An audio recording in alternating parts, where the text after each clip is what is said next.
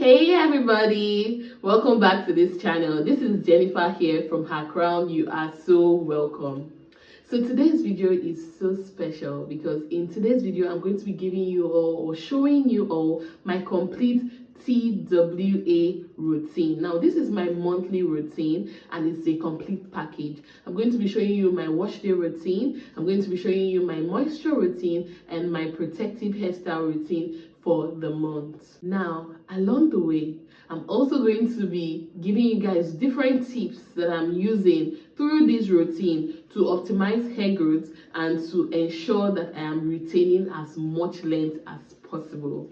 So if that sounds like what you want to learn today, or if you just want to chill with me and see how I do my hair routine, then please keep on watching this video.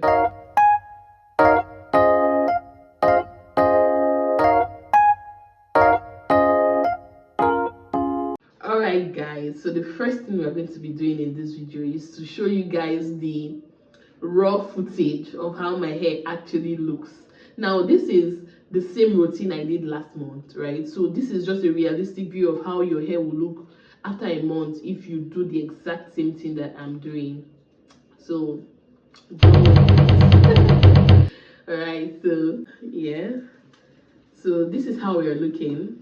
This is how my hair looks from the front, from the side, and let me try and give you guys a back view.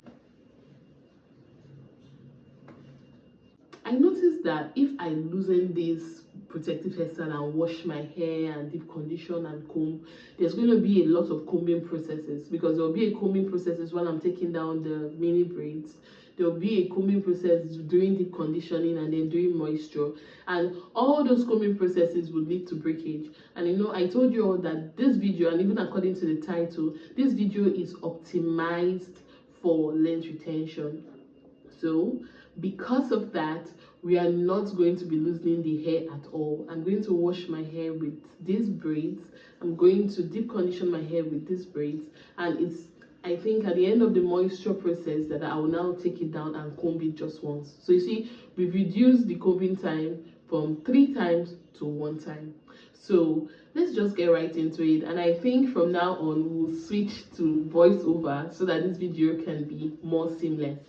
The very first step in the wash day routine is to saturate my hair with water.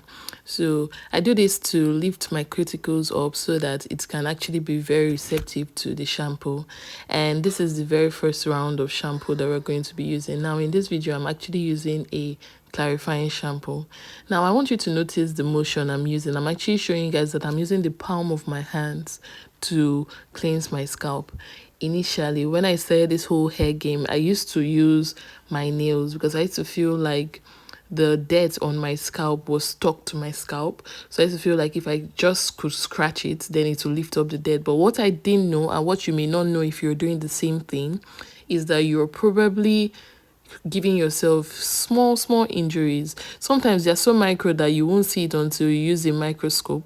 So please stop that and use the palm of your hands. It's as effective enough so long as you're washing your scalp regularly, like once a week or twice in a month.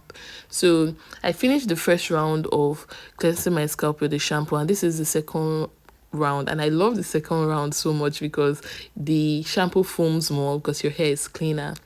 And once that's done, I make sure that I rinse my scalp very well before I proceed to the next step.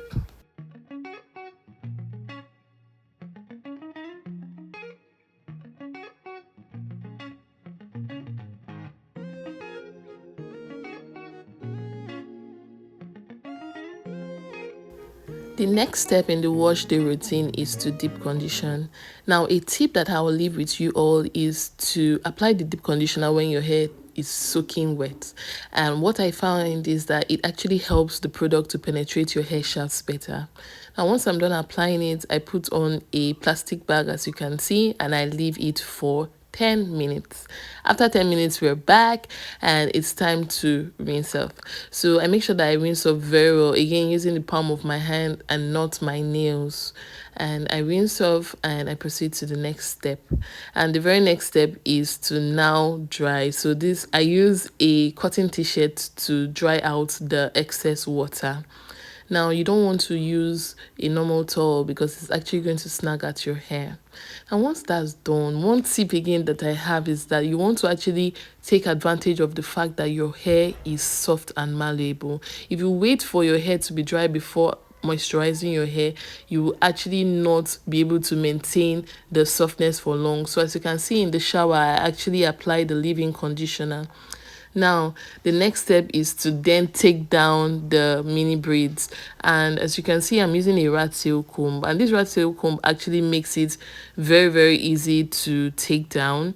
And just to make sure that I don't confuse myself or make it difficult to comb, I start to comb each one. So as you would see in this video, every single braid I take down, I comb. Even at some point, I switched to the small comb I was using to take down because I noticed that it was doing a better job at detangling the hair since the hair is still quite short. And now we're done with the takedown, and this is how the hair is looking. It's shrunken already. All right, so now it's time for the protective style. You know, I told you at the beginning of the video that it's best to actually call someone that can do the hair for you because the person has the patience, the expertise to actually handle your hair well. And as you can see, there's nothing special about this style. It's just dividing one block of hair into 3 and intertwining it together, as you would see. And this is what I'll carry for a month.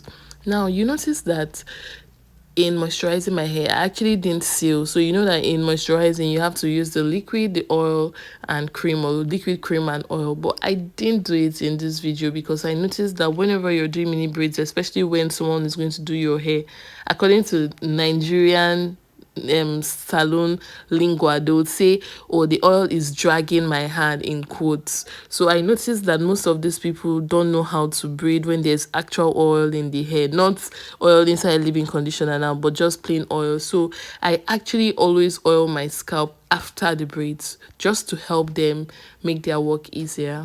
And yeah, this is what I do start to finish. It's pretty basic, but imagine doing this consistently for the next 1 year. Imagine the results that I have shown you guys, you know, through the pictures in the thumbnail and in previous video. You'd see that this is a sustainable way to grow my hair fast and retain as much length as possible in this year 2026, such that in these past 3 months of doing this, I've seen so much growth and I just can't wait to meet my hair in December. So join me along if you're trying to regrow your hair. And just know that this TWA phase is a phase if you want it to.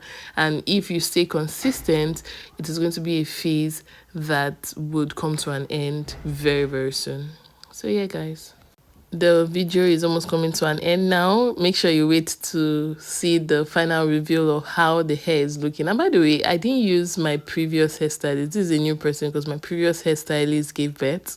So I actually didn't like her cut as much, but I'm just grateful to have had my hair done. So yeah, guys, so subscribe to the channel if you haven't, to track these updates, to see how doing stuff like this would yield results. And this is the final look, guys. Are we loving or are we loving? I think what I didn't like was just like I felt the cut was bigger, so it didn't, you know, follow the pattern of the previous ones that I had done. But I mean, it's neat, it's presentable enough for the house because right now I wear wigs with it. But yeah, guys, what do you think? Are we loving or are we loving?